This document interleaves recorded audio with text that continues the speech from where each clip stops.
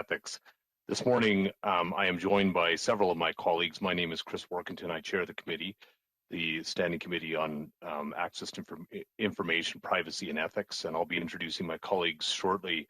Recent reports engaged detailing the presence of child sexual abuse material and non-consensual content being held or put up on Canadian websites led our committee into a undertaking to review these testimonies and sent us into months of investigation into what was startling and in some cases horrifying.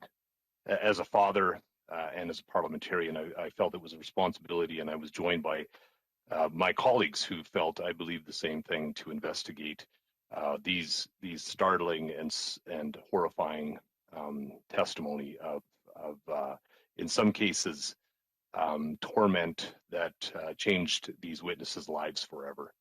And this morning, I will turn it over to my colleagues to give their impressions of it, but I want to begin by thanking the analysts and the clerk of our committee for their diligence and their efforts. I also want to thank my fellow colleagues, my committee members, for their willingness to engage in what was a very, very difficult subject.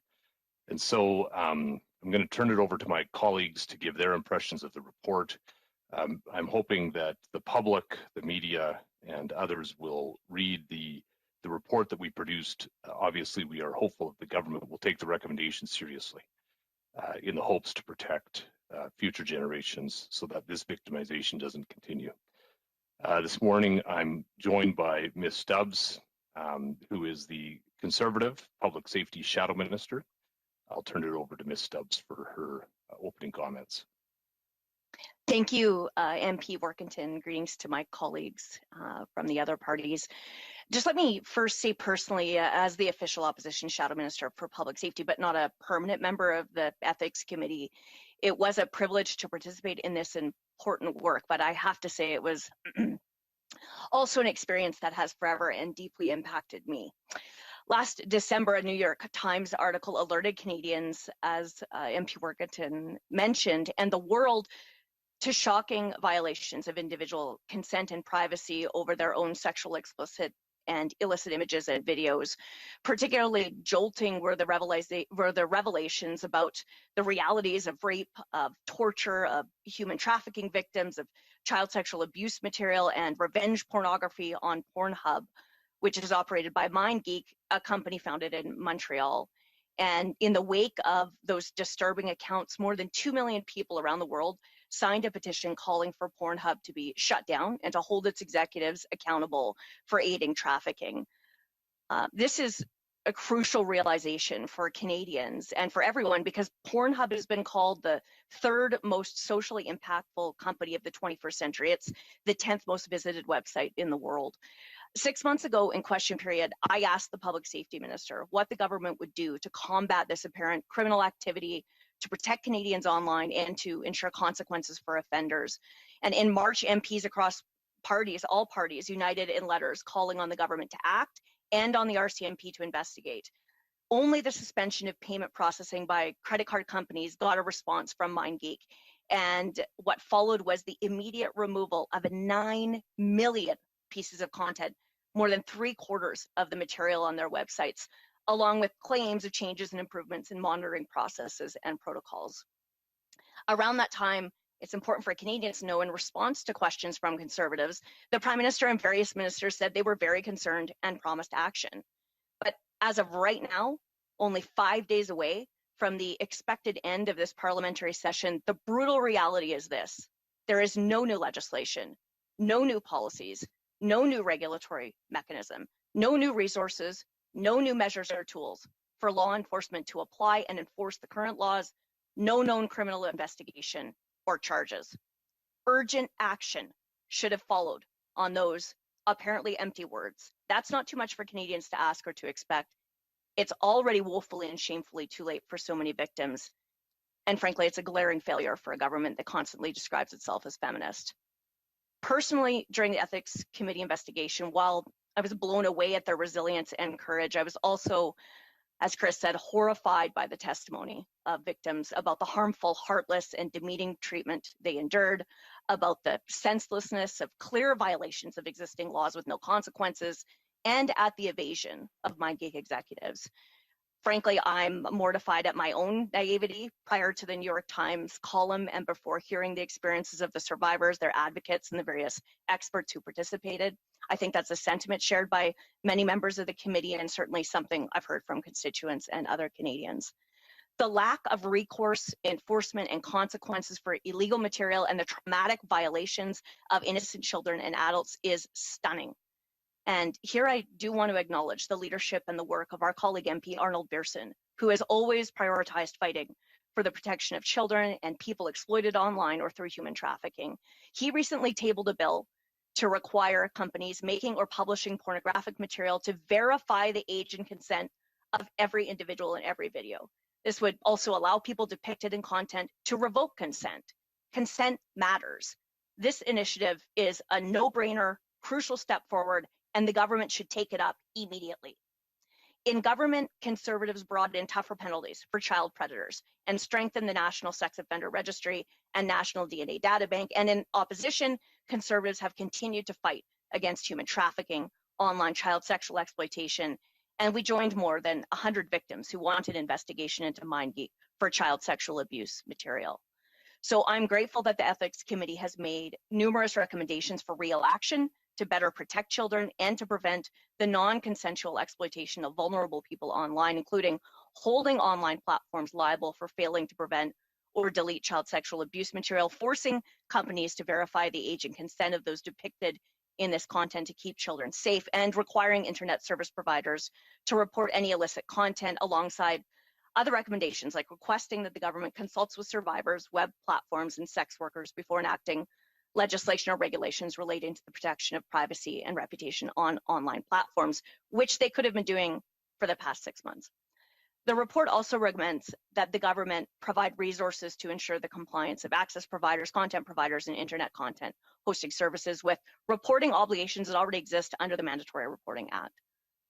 On the first day of this committee work, Serena Fleitas told MPs if she could say anything to the people responsible for ignoring her repeated requests to take down a private video of her when she was a young teenager that got millions of views and almost destroyed her life, but she didn't let it. She said, quote, "They really need to look at themselves in the mirror because they are prioritizing money and content over actual human beings' lives." The executive director of the Canadian Centre for Child Protection, Leanna MacDonald, later told us at committee, quote, "We've never needed government more than we do now to step in and intervene." I think the MPs who participated in this initiative at the Ethics Committee across party lines have also been permanently impacted in different ways from what we heard and have made these recommendations with urgency, resolve, and determined expectations. Now, it's up to this government to look in the mirror and to act. Thank you. Thank you, Ms. Stubbs. Ms. Shanahan, we'll turn to you. Ms. Shanahan is the Vice Chair and the Liberal Party member of the committee. Thank you very much, Chair. Mesdames, Messieurs, à titre de vice-présidente libérale, j'aimerais aussi remercier notre greffière Miriam Burke, nos analystes Alexandra Savoie et Ryan Vanderberg pour leur excellent travail et leur aide précieuse pour la production de cet important rapport. Mes collègues libéraux et moi-même tenons à féliciter les députés de tous les partis reconnus à la Chambre qui ont collaboré à cette étude dont le sujet préoccupe profondément les Canadiennes et les Canadiens. À l'origine, c'était le député libéral Nathaniel Erskine Smith qui a déposé une motion en décembre 2020 à la suite des reportages inquiétants dans les médias sur le site web montréalais Pornhub. Cette motion a été initialement adoptée pour que notre comité convoque les représentants canadiens de Pornhub et sa société mère MindGeek, Ferra Saint-Clown et David Tessillo, pour qu'ils nous expliquent, tel que rapporté, l'incapacité pour cette compagnie à prohiber la mise en ligne sur leur site des vidéos de viol et autres contenus illégaux. Nous voulions aussi qu'il nous parle des mesures que cette compagnie avait prises et envisagées de prendre afin de protéger la réputation de la vie privée des jeunes et de toutes les autres personnes exposées dans ces vidéos et qui n'avaient jamais donné leur consentement à leur diffusion. Il est inutile de vous dire comment notre comité n'a pas été satisfait des témoignages de M. Antoun et M. Tassillo, tout comme nous n'avons pas apprécié leur mépris apparent face aux dommages causés par leur entreprise extrêmement rentable aux mineurs et aux adultes non consentants qui ont trouvé leurs images intimes téléchargées à plusieurs reprises par le biais de sites Pornhub et moteurs de recherche associés. Again, I want to thank the courageous survivors who came forward to tell us their personal stories and of their ongoing battles to remove their images from multiple websites. We also heard testimony from law enforcement and community stakeholders that revealed that in spite of increased federal investments in recent years to combat online sexual exploitation, existing regulations for social media platforms were inadequate to deal with what is clearly an emerging tsunami of online illegal content being monetized online with impunity. At the same time, advocates for professional sex workers told us that if consensual adult entertainment websites were forced off the mainstream or surface web to encrypted, anonymized platforms on the dark web, sex workers would be put at risk. As we heard in committee, our government is already seized by the onslaught of illegal content, including child sexual abuse material, hate speech, and violent and extremist content, whether appearing on mainstream websites or the dark web. Minister of Heritage Stephen Guilbeault confirmed to the committee that our government is preparing legislation to establish a new regulator tasked with implementing rapid takedown rules targeting dangerous and non-consensual content. At the same time, I am pleased our committee is strongly recommending that the government consult with survivors, child advocates, sex workers, and other stakeholders prior to enacting any legislation or regulations. In short, I and my colleagues wholeheartedly support our committee's recommendations that call for our government to explore means to hold online platforms liable for any failure to prevent the availability of child sexual abuse material online, and that the Government of Canada mandate that content hosting platforms operating in Canada require affirmation that all persons depicted in pornographic content be 18 years or older with valid proof of consent. These and other recommendations put forward by our committee demonstrate that when it comes to matters of justice and the safety of Canadians, members of Parliament can and will work well together. Thank you. Thanks, Ms. Shanahan. We'll turn to Madame Goudreau, who is the second vice chair and a Bloc Québécois member. Madame Goudreau. Merci beaucoup, Monsieur le Président. Bonjour à vous. D'entrée de jeu, moi aussi, je vais me permettre de faire les remerciements suivants. Merci à vous, chère greffière. Vous avez su suivre le rythme suite aux constatations des premières rencontres que nous avons eues. Nos analystes, nous en avons près de nous, mais nous avons aussi une équipe extraordinaire que j'espère qu'on va pouvoir rencontrer, qui sont dans l'ombre, et je vous salue. Les interprètes, évidemment, ce n'était pas facile lorsque l'interprétation pouvait être plus difficile lorsque nous avions des victimes avec des témoignages très touchants. Et à tous mes membres du comité, à vous, cher Président, et aussi tous les témoins qui ont participé, ça prenait du courage et je vous salue. Bien, je vais peut-être bonifier et apporter d'autres précisions. Je pense que c'est important que les gens sachent que nous avons eu 7 réunions publiques et c'est pas moins de 40 témoins que nous avons rencontrés en comité. Et ça a tellement fait un impact important et c'est pour ça que le rapport est d'une très haute importance. Il y a eu 50 mémoires que nous avons reçues. Parce que, comme vous l'avez entendu, initialement, le comité cherchait à savoir comment les plateformes comme Pornhub pouvaient mieux protéger la vie privée et la réputation des gens qui se trouvent, dans le fond, sur une plateforme comme celle-là. Puis on a aussi cherché à comprendre dans quelle mesure ces entreprises-là devraient et on voulait voir si elles étaient responsables du contenu non consensuel. Et c'est ça qui est important, qu'elles hébergent en ligne. Donc, que ce soit du contenu qui est produit, mais aussi du contenu téléversé. Et on a fait aussi la lumière sur tout ce qui touchait les moins de 18 ans. Alors, évidemment, on a rencontré les dirigeants de Pornhub, des survivantes, que je remercie par votre courage. Moi, je vous avoue, en tant que mère de jeunes adolescentes, ça a été très difficile d'absorber le fait que vous avez également été revictimisés et ayant vécu pendant des années parce qu'il y a eu une négligence pour protéger votre identité, protéger vos renseignements personnels. J'en suis encore une fois très touchée. Donc, évidemment, on a rencontré aussi les gens des forces de l'ordre, des organismes d'aide qui nous ont beaucoup aidés à conseiller, en fait, et à permettre d'avoir les recommandations que nous déposons. On a aussi rencontré des gens des travailleurs et des travailleuses du sexe, et de même que des chercheurs sur des différents aspects qui touchent, en fait, cet enjeu-là. Donc, c'est sûr que notre comité, on a été très préoccupés par le fait que des plateformes en ligne comme Pornhub, en fait, ne parviennent pas à protéger la vie privée et la réputation des personnes dans du contenu téléversé. Et comme le disaient tantôt mes collègues, parfois même à leur insu. Et ça, c'est grave. Et c'est évidemment sans leur consentement.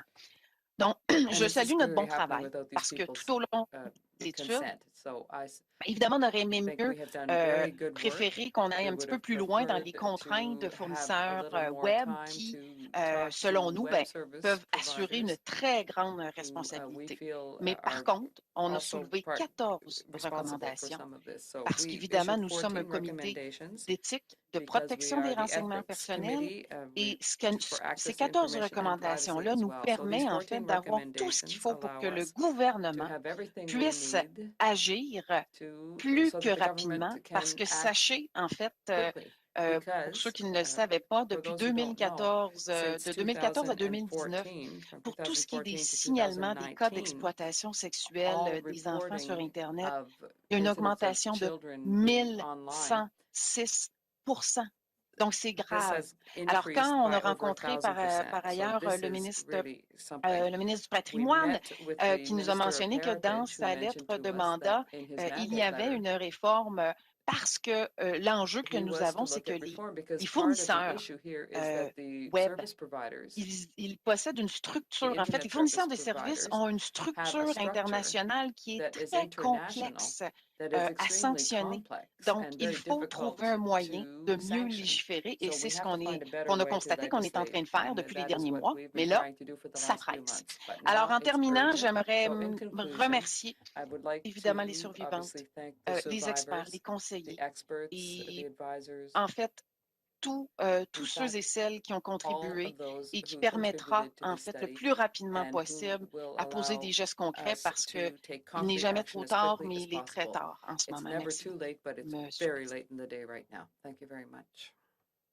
Madame Goudreau, thanks so much. Mr. Angus, we'll turn to you. Mr. Angus is the new Democratic member of the committee. Well, thank you, Mr. Chair. I would like to thank the clerk and the analysts and my colleagues, because today is a very important day in the life of this Parliament, because we've come to present across party lines a unanimous report that has global implications, and those implications are the exploitation and abuse of women and children from around the planet on a platform that is run by a Canadian tech giant. I want to especially thank the witnesses who came forward, and in particular the survivors who spoke to us and shared harrowing testimony of the impact that this company has had on their lives. In my 17 years in Parliament, I have never been as shaken as what I was hearing from some of these young women. And we made a promise to them that we would make it a safe space for them to testify, and made a promise that we would try and deliver justice. And I'm hoping that the report that we are bringing today with recommendations is a fulfillment of that promise, that justice must be done. It needs to be stated that the parliamentary study into Pornhub and MindGeek was not a study into the merits or demerits of prostitution or pornography. Our focus was on whether or not the private images of women and children were being hosted on the platform of a Canadian tech giant without their consent. We were not there to arbitrate the merits of naughty videos posted by consenting adults. Our focus was rape. Our focus was sexual assault and the profiting of these crimes by the men who committed those crimes and a company that was willing to profit from the exploitation of this violence. So what did we find? We found a pattern of corporate negligence on the part of Pornhub MindGeek. Their claims of corporate accountability simply did not stand up to the powerful and brutal testimony we heard from survivors who tried again and again and again to get those videos of non-consensual abuse taken down. We heard that evidence of criminal acts being profited from, being promoted, being exploited in a culture of indifference at the corporate level. And that needs to be they need to be held accountable for that. I think for me, what I found most shocking, though, was the indifference that I found on the part of federal officials and the RCMP, and their unwillingness to apply the laws that we have in Canada to ensure justice for women and children who've suffered rape, sexual exploitation, and non-consensual dissemination of their private images. We were appalled that the RCMP in their documents described Pornhub MindGeek as a private sector partner. How is it possible that the National Police of Canada considers a corporation that has been accused of trafficking, abuse, and sexual violence against women and children, and they get to be treated as a partner? We have mandatory reporting laws in this country that any allegation of child sexual content has to be reported to the police. And yet it appears that the RCMP has opted for a voluntary code of compliance with Pornhub and MindGeek. To me, that is unacceptable, and it set up a pattern of negligence that allowed behavior to carry on year in, year out. If the laws of the land of Canada were applied to Pornhub MindGeek, we would not have needed to undertake this study. And given the global implications of a tech giant having this much power and the unwillingness of police and the federal government to apply the laws, it raises the question as whether or not Canada is a safe haven for tech companies that trade and profit from the sexual violence against women and children. We have made multiple recommendations in this report. And as I said, this is not a report that looks into whether pornography is good or bad. We are talking about issues of consent, the right of consent, the right of women and children to have their private lives protected, the obligation of corporations to ensure that people who are posting videos we can actually track where they came from so we know if criminal acts were done and whether or not there's proper issues of consent. We are calling on the federal government and the RCMP to just do something simple, to actually apply the laws of the land to protect people. Notre étude a révélé la négligence de la part de Pornhub et MindGeek est une culture de l'indifférence à l'exploitation et au profit des vidéos d'abus sexuels et de violences contre les femmes et les enfants. Nous avons été choqués par l'échec de la GRC et du gouvernement fédéral à appliquer les lois du Canada pour protéger les femmes et les adolescentes de cette exploitation. À cause du refus du gouvernement libéral et des GRC d'appliquer les lois, le Canada est devenu un refuge pour les entreprises qui profitent des vidéos et violences envers les femmes et les adolescents. Nous avons présenté de nombreuses recommandations pour clarifier les obligations des grandes entreprises comme Pornhub pour assurer le respect pour les lois contre l'exploitation et la violence sexuelle. Thank you. Thank you, Mr. Angus. We'll turn now to our moderator for today's press conference, our hardworking clerk, Madam Clerk. We'll turn to you. Thank you, Mr. Chair. We'll now start the question period. Nous allons maintenant commencer la période de questions. As usual, one question, one follow-up. We'll start with the questions on the phone. Comme d'habitude, une question et une question de suivi. Nous allons commencer avec les questions au téléphone. Operator, could we have the first question on the phone? Merci. S'il vous plaît, appuyez sur étoile 1 maintenant pour poser une question. Please press star 1 at this time if you have a question.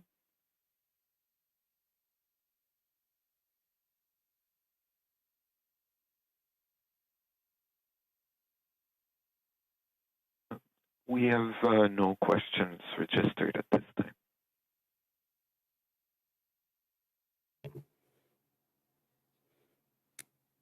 Thank you very much. This concludes the press conference. Ceci met fin à la conférence de presse. Merci. Thank you, Madam Clerk. Colleagues. Yeah, thank you. You'd think there'd be questions. Thanks to all of you for all your work.